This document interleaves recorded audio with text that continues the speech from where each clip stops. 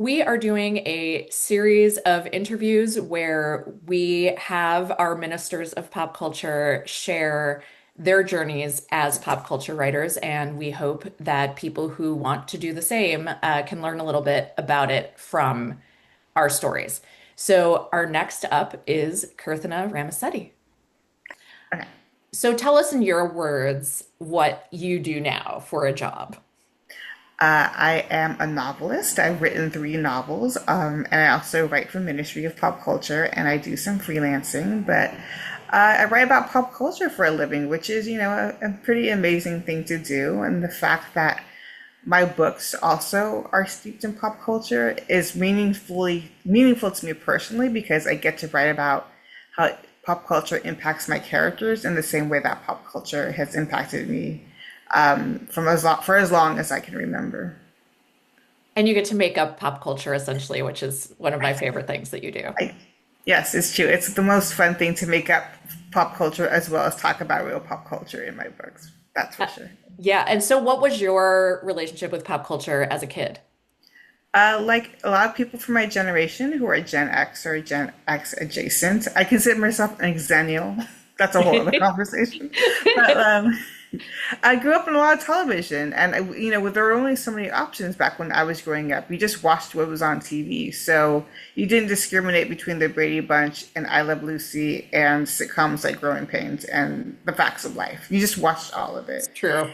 And I grew up in a very small town in the desert, so there weren't a lot of people. And there weren't a lot of people who looked like me, so I feel like television was my connection to the outside world. And then as I got older, I've always been a voracious reader, and I find myself reading the entertainment sections of newspapers because I liked reading about pop culture too. Yeah.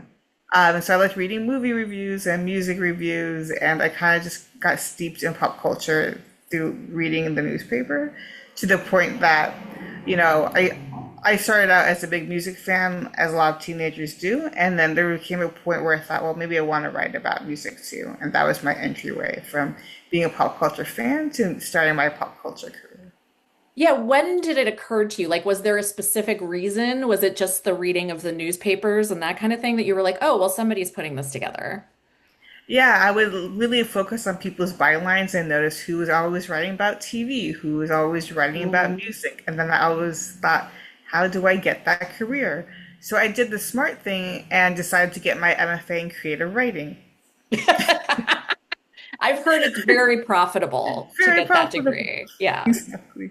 Because I just think I've always wanted to be a novelist and a fiction writer. And so even the funny thing for me, the best thing I took away from getting my MFA in creative writing is actually learned how to write nonfiction pieces, like Mhm. essays.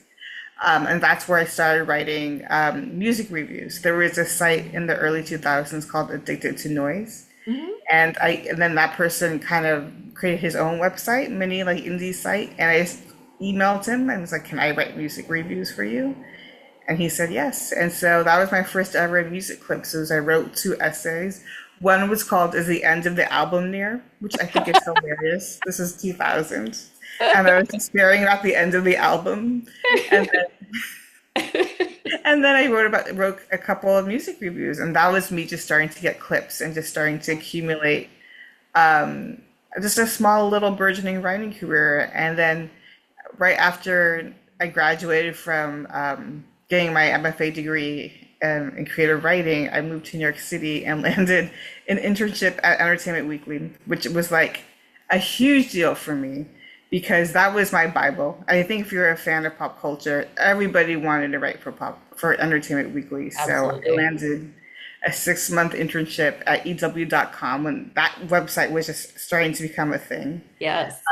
I don't think Jennifer also worked at EW, but I don't know if we overlapped. I think we missed each other. I was there till 2011. Okay. Oh, okay. Wait, and were we there? Because I was there for 2004 to 2005, like just Oh, six okay. No, months. we were totally, then we were there at say 2002 to 11. Oh my gosh, Jen, you That's maybe just pass crazy. each other in the hall or something. But I mean, you make a whole other point about probably like between you being an intern, because I actually was really nice to interns for a long time. Toward the end, I was super checked out. But right at the beginning, like for a lot of the time, I was really nice to interns and assistants because I had started as an assistant. But, if you were working on the .com, as I believe we would have called it then, um, weirdly our paths may not have crossed, which is Yeah. nuts. But like it was very like, oh, there's this room where the .com happens, Yeah. and then like everybody else. Yeah. So It's that's so crazy. funny.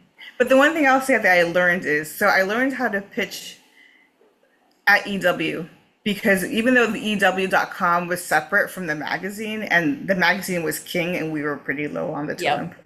we all got to be in the pitch sessions, the editorial pitch Okay. sessions. So even the lowly.com people can go and pitch the magazine. Okay. You had to stand on like the periphery of the conference room and Yes, yell things, exactly. but Yeah, because there's one thing, and I don't know if it happens as often anymore, but there's one thing about sending an email pitch and emailing an editor. It's another thing to pitch your idea to a room full of people yep. who all kind of want, who are all kind of like hoping that their idea will get picked. And Yeah. so that was something I had to learn on the fly. Scary. And it's so scary. And my first ever article at EW for the that ended up in the magazine was an interview with Amy Sherman Palladino of Gold, who creator of Gilmore Girls, and Luke from the show did a phone number where he called a phone number and it wasn't a fake I 556 remember this. number. Do you? Yes. Yeah, I read it. I wrote that article. I totally remember that. This is on my other newsletter. I wrote about the whole story of how this happened behind the scenes, but like I had to like talk to Amy Sherman Palladino, get her on the phone, interview Yep. her, get a quote, and file the story by the magazine deadline. Anyway, we're Right. getting a little off track here, but that was like I was just kind of thrown into the That was a, fire. like that was like a little news and notes box. Yeah, exactly it. It's a very tiny Crazy. thing. So yeah, and that was my trial by fire. Again, I went from MFA in creative writing, writing a handful of music reviews for a website that no one really knew about, and suddenly interviewing Amy Sherman Palladino and writing TV recaps of The Amazing Race and Yeah. some of the tertiary stars of the OC. But it was definitely the best trial of fire I could ever have in terms Yeah. of like, okay, so this is what it's like to write about pop culture, not just for online, but also for the magazine. So it was like one of the best educations I had, and it was just a 6 month internship, but it taught me a lot. It's great. And then did you like after that were you pretty much you went ahead and like were writing about pop culture all the time? No. Okay. No. I went from the heights of being an intern at EW.com to like needing a job and finding myself working at a business magazine, which was just Yes. not the thing. But I just continue. You're still learning things, right? I was learning about. It was again a print magazine. I learned about being an editor of a print magazine, commissioning freelancers, doing layout, all these things I hadn't known how to do before, and it was boring Yeah. for a pop culture fan. But it was educational too because it just educated me in the different aspects of like writing for a magazine. Eventually, I kept freelancing. If you remember Bitch Magazine, Totally. I wrote for Bitch Magazine. I did TV recapping for them, different magazines, and then eventually I got a job at the New York Daily News as an That's online entertainment manager, and right. that kind of started me back on that pop culture trajectory. Okay. Okay. Um, and that was like then you were like, okay, this is my full-time job. Yeah, for as Okay. long as I can keep it. Okay. So do you have any parting advice or just what do you think it takes to be a full-time pop culture writer? Perseverance is one. Belief in your ideas. Rejection is part of the job. You're gonna send a ton of pitches, and sometimes you won't even get rejected. You just won't hear back from anybody. But if you have belief in your idea, then you'll just keep pursuing it. One of the stories I'd like to tell is like one of the reasons for me that I just decided to do a Substack about pop culture us collectively is I had an idea that I believed in so much, and I pitched it all over the place and nobody cared for it. And I'm like, this idea is too important. And I just thought if we had our own outlet where we could publish without gatekeepers, whatever is important to us, then I can finally give voice to these articles that I think are important. That even though maybe the New York Times doesn't think it's important, but I think it's important, and I'm sure there are other people out there who think it's important.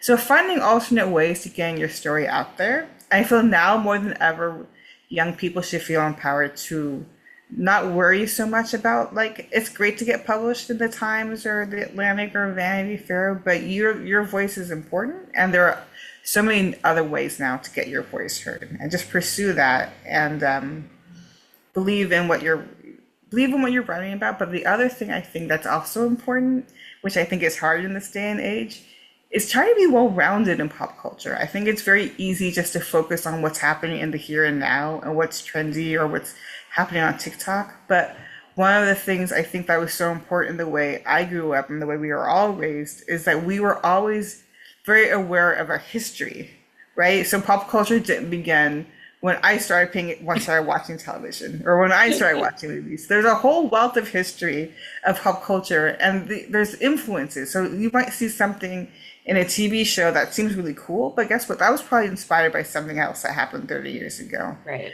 So if you can immerse yourself not just in what's happening right now and what's trendy and what people are talking about, but understand that everything is built on what happened in the past and everything, there's influences inspired.